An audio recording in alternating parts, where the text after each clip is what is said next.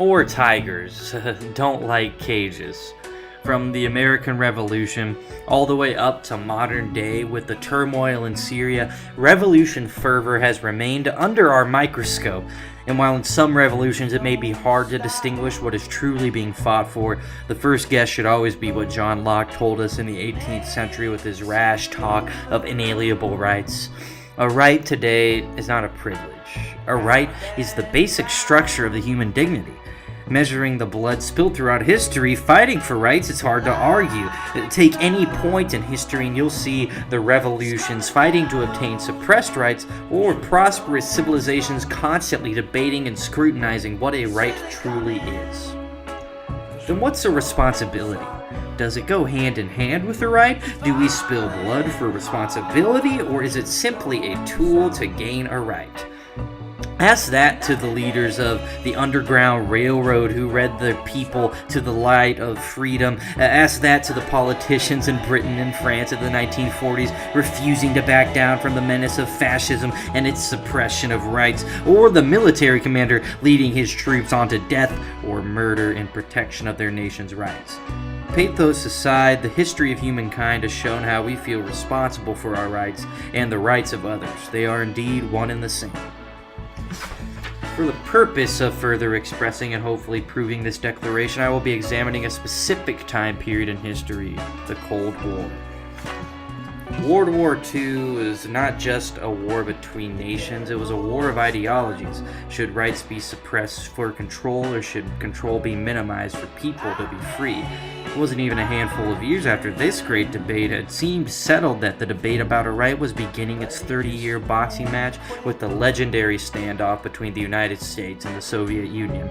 A debate where the U.S. clearly stood on the side of rights, but was one of the nation's all-time influential and revered people responsible enough to fight for this right.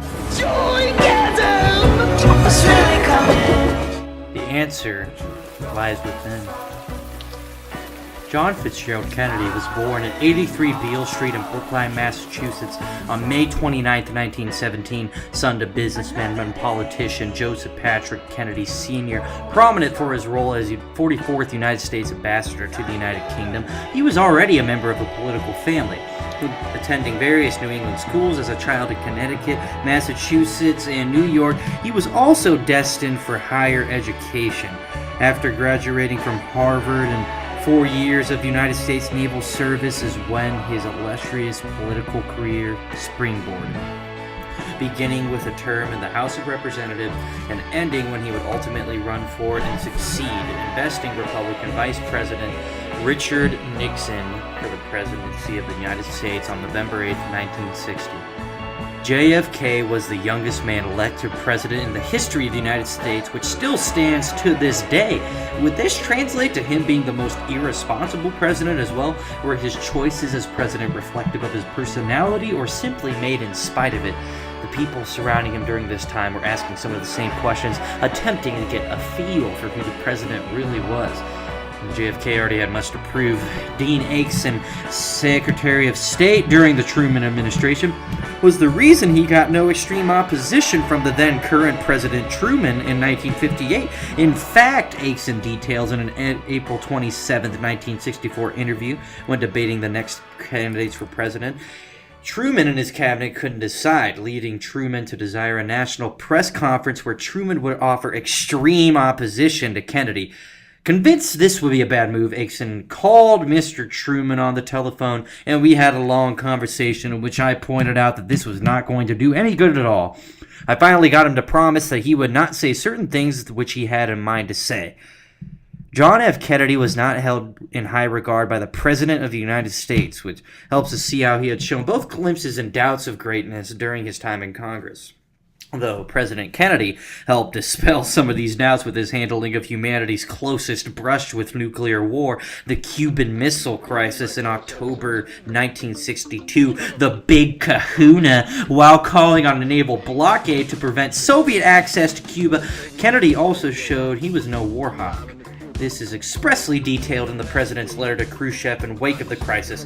In the letter, Kennedy states, "At our meeting in Vienna and subsequently, I expressed our readiness and desire to find, through peaceful negotiation, a solution to any and all problems that divide us. At the same time, I made clear in the view of the objectives of the ideology to which you adhere, the United States would not tolerate any action on your part which in a major way disturbed the existing overall balance of the power in the world." This measured, honest approach of the situation subsequently led to its diffusion and the aversion of a nuclear catastrophe.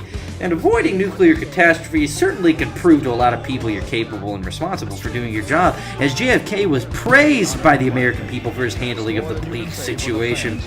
Though whether or not his personal life can help us determine if JFK is an example for the relationship between rights and responsibilities is the true question we must answer. Jackie Kennedy was with the president right from the start of his rise, as they were wed before his first stint in the House of Representatives. The most beautiful first lady ever known to Americans at this time, the first American babe.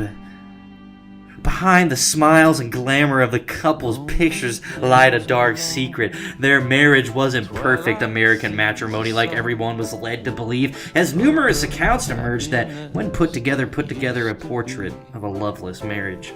The Huffington Post details in a February 8, 2012 article the various alleged affairs the president had with other women, fleshed out in various interviews and publications. These include A Very Private Woman, The Life and Unsolved Murder of Presidential Mistress Mary Meyer, and The Dark Side of Camelot, which details an affair with two young staff aides, and the People's Magazine feature on Judith Exner, My Story, and 69-year-old Mimi Alford also detailed in various 2012 interviews her daily routine with the president during her stint as a White House intern. She would swim with the president at noon or at the end of the workday, race back to her desk, and wait for a call to visit him upstairs. The governing factor behind these calls, of course, was the president, or more accurately, the absence of Mrs. Kennedy. The president's notorious string of affairs wasn't even close to stopping there.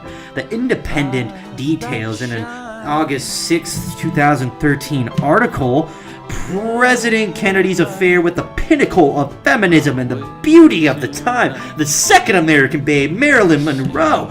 The article fleshes out Jackie's blind eye to most JFK's affairs, but her displeasure of her husband fooling around with the most desired woman in the world.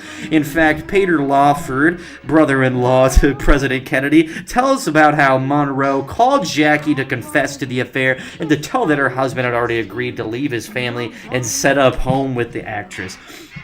An encounter where Jackie simply responded, "Marilyn, you'll marry Jack, that's great. You'll move into the White House and you'll assume the responsibilities of first ladies and I'll move out and you'll have all the problems." Ooh, snap. And the president wasn't simply fooling around with ladies. Though not romantically involved with Frank Sinatra, in the biography Frank Sinatra, an American Legend, the author tells about the powerful friendship between the president and Sinatra, who is alleged to have provided the president with prostitutes. When it comes to the president and his romantic life, there's no easy answer to the ties with his responsibility. Perhaps he is not a truly healthy man. A presidential historian Robert Dallek, a history professor at Boston University, told ABC News' Good Morning America there was hardly a day that went by that he didn't suffer terribly. He suffered from chronic lower back pain, colitis, prostatitis, practically everything you can think of that would suck really bad.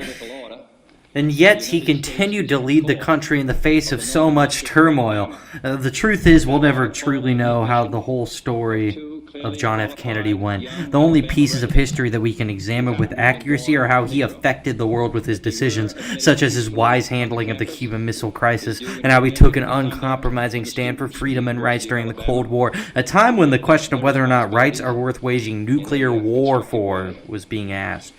We can draw from President Kennedy that despite his perceived flaws of character, he was somehow able to rise above it all and effectively lead the nation before his fatal assassination.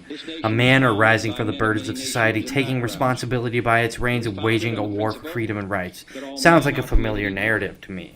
And that the rights of every man are diminished when the rights of one man are threatened.